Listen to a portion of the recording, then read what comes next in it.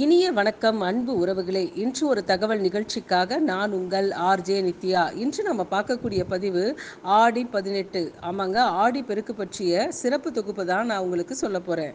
ஆடி பெருக்கு அன்று பெண்கள் தாலி கயிறு மாற்றுவது பற்றி தான் இந்த தொகுப்பில் பார்க்க போகிறோம். ஆடி பெருக்கில் எந்த பொருளை வாங்கினாலும் அது பெருகும் என்பது மக்களின் நம்பிக்கையாக இருக்கின்றது. சங்க நூல்களில் பெண்கள் நதிகளுக்கு விழா எடுத்தார்கள், நதியை ஒரு கன்னி பெண்ணாக நினைத்து வணங்கினார்கள் என்று கூறப்படுகின்றது. இதில் சப்த கன்னிகளுக்கான வழிபாடு என்பது அன்றைக்கு விசேஷமானது. ஆடி பெருக்கு அன்று பெருக்கெடுத்து ஓடி வரும் அந்த புது வெள்ளம், புது நீர் வரும்போது சுமங்கலி பெண்கள், குறிப்பாக புதுமண பெண்கள் தாலி கயிறை மாற்றிக்கொள்வார்கள். கன்னி பெண்கள் மஞ்சள் கயிற்றை சுற்றி கொள்வது, நல்ல வரன் வர வேண்டும் என்று வேண்டிக் கொள்வது வழக்கம். சுமங்கலிகள் தீர்க்க சுமங்கலியாக இருக்க வேண்டும் என்று வேண்டிக் கொள்வார்கள். ஆடி 18 பெருகிற்கு தனி சக்தி உண்டு. ஆடி மாதம் என்பது கடக மாதம். இந்த கடக ராசியில் புனர்பூசம், பூசம், ஆயில்யம் என 3 நட்சத்திரங்கள் இருக்கின்றன.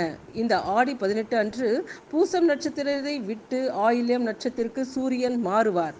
அந்த சனி நட்சத்திரத்தை விட்டு புதன் நட்சத்திரத்திற்கு சூரியன் வரும்போது அது ஒருவித சக்தியை கொடுக்கும். அதனால்தான் இந்த நாட்களில் மேற்கண்ட சடங்குகளை செய்ய வேண்டிய பழக்கத்தை நம் மூதாதையர்கள் ஏற்படுத்தி வைத்துள்ளனர்.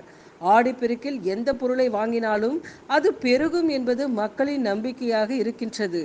குறிப்பாக ஆடிப்பெருக்கில் நல்ல நேரம் பார்த்து சுமங்கலி பெண்கள் தாலி கயிறு மாற்றுவது மாங்கல்ய பலத்தை அதிகரிக்க செய்யும் என்பது நம்பிக்கை.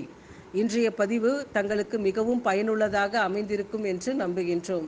இன்றைய நாள் இனிய நாளாக அமைய வாழ்த்துக்கள். நன்றி, வணக்கம்.